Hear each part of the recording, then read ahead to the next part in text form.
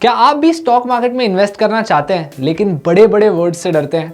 फिकर not. Master the market angel one की series यहाँ होगी हर संडे इन सारे बड़े वर्ड्स को सिंप्लीफाई करने, ताकि आप एक इन्फॉर्म्ड इन्वेस्टमेंट डिसीजन ले सकें। तो चलिए आज के हमारे वीडियो की शुरुआत करते हैं, जो है मूविंग एवरेजेस। ये एक टेक्निकल एनालिसिस का कॉन्सेप्ट है, लेकिन शुरुआत करने से पहले हमारे यूट्यूब चैनल को सब्सक्राइब करना ना भूलें और बेल आइकन दबा लें so that you never miss a video from us.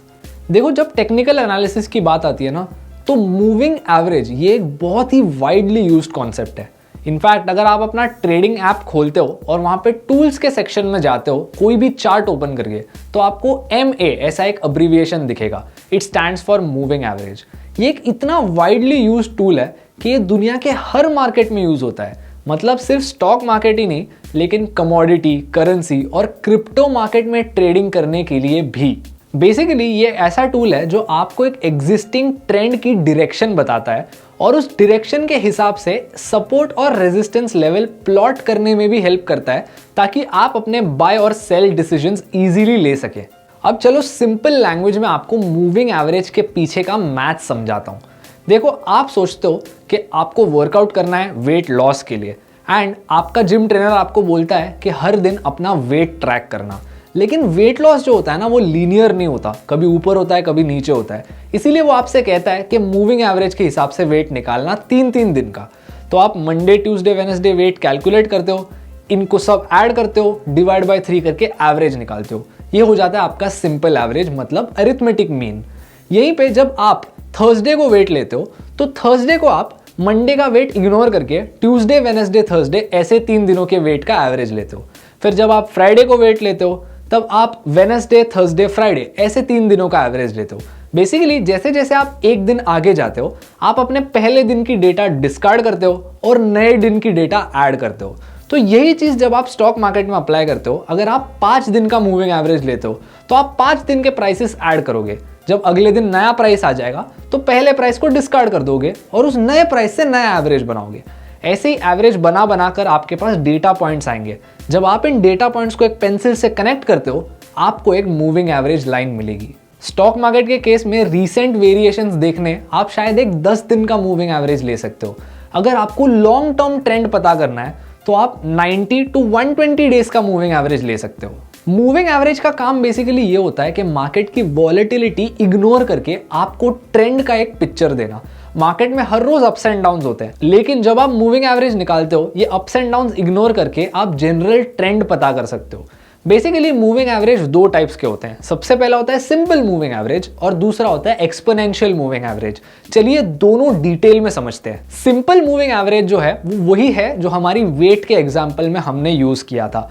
इसको कैलकुलेट करने के 3 बहुत सिंपल स्टेप्स होते हैं। सबसे पहले किसी भी शेयर या इंडेक्स की क्लोजिंग प्राइसेस कलेक्ट करो, फिर इन सारी प्राइसेस को ऐड करो और जितने भी डेटा पॉइंट्स हैं इनसे डिवाइड कर दो, and done, you have your moving average. ये फॉर्मूला ऐसा होता है जो आपको एवरेज तो देगा, लेकिन आपकी जो सारी कैलकुलेटेड डेटा है वो बहुत रीसेंट होगी। ये क्यों होता है? क्योंकि यहाँ पे जैसे आप पहली डेटा को डिस्कार्ड करके नई डेटा ऐड करते हो, आपकी जो फाइनल डेटा है वो रीसेंट इंफॉर्मेशन को ज्यादा रिफ्लेक्ट करती है। अब आपने एक और चीज नोटिस की होगी, इस कैलकुलेशन की प्रोसेस की वजह से जो सबसे रीसेंट प्राइस होता है वो बहुत स्लोली आपको मूविंग एवरेज में दिखाई देता है। मतलब सिंपल वर्ड्स में, मूविंग एवरेज जो सिंपल फॉर्म का होता है, it reacts very slowly to the recent data. इसी की वजह से सिंपल मूविंग एवरेज को लॉन्ग टर्म पर्सपेक्टिव में व्यू करना ज्यादा एडवांटेजेस होता है। आपके स्क्रीन पे वोल्टास का डेली चार्ट है, जहां पे आप 200 डेज का सिंपल मूविंग एवरेज देख सकते हैं। अब बात आती है एक्सपोनेंशियल मूविंग एवरेज की। ये सिंपल मूविंग एवरेज से ज्यादा अलग नहीं है, जस्ट दैट ये रीसेंट डेटा को ज्यादा अच्छी तरह से रिफ्लेक्ट करता है। मतलब हम हमारी वेट की एग्जांपल देते हैं। अगर आप सिंपल के केस में मंडे, ट्यूसडे, वेडनेसडे की वेट कैलकुलेट करने के बाद मंडे ड्रॉप करके थर्सडे का वेट ऐड करके अगला मूविंग एवरेज कैलकुलेट करते हो। एक्सपोनेंशियल की केस में आप मंडे, ट्यूसडे और वेडनेसडे की वेट के साथ ही थर्सडे का वेट ऐड कर देते हो और इन चारों वेट्स को डिवाइड करते हो नया एवरेज लेने।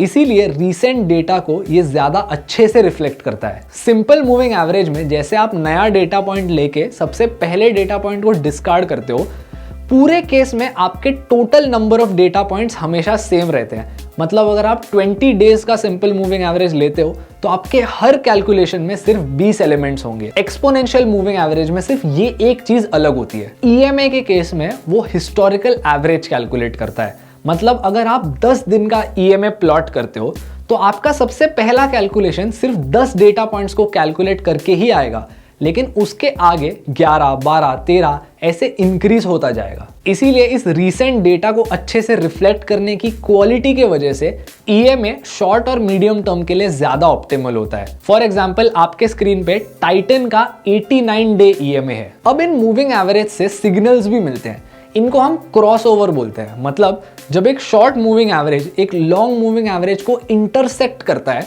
तो इसको हम एक क्रॉसओवर बोलते हैं। एग्जाम्पल आपके स्क्रीन पे है, अगर एक 20 डे मूविंग एवरेज एक लॉन्ग मूविंग एवरेज जैसे 100 या 120 डेज वाले को इंटरसेक्ट करेगा नीचे से ऊपर, तो यहाँ पे एक बाय सिग्नल जनरेट होता है। सिमिलरली अगर ये इंटरसेक्शन ऊपर से नीचे की तरफ हुआ तो ये एक सेल सिग्नल होता है। एंड ऑलवेज रिमेंबर, जितना लंबा आपका मूविंग एवरेज हो उतनी ही ज्यादा एक्यूरेसी आपको मिलेगी in the terms of trading. लेकिन हर स्ट्रैटेजी का एक प्रो एंड कॉन होता है। अगर आप एक लॉन्ग मूविंग एवरेज रखते हो तो आपको सिग्नल लेट मिलता है लेकिन एक्यूरेसी ज्यादा मिलती है।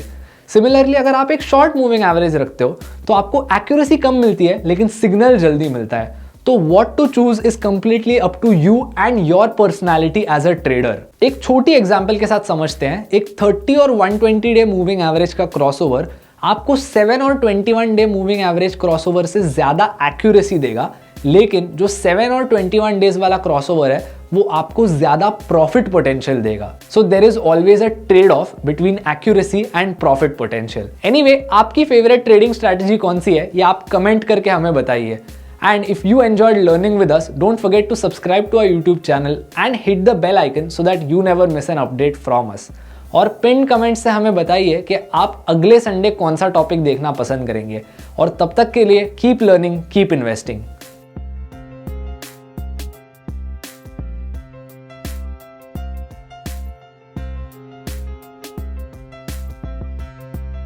Investments in securities market are subject to market risks. Read all the related documents carefully before investing.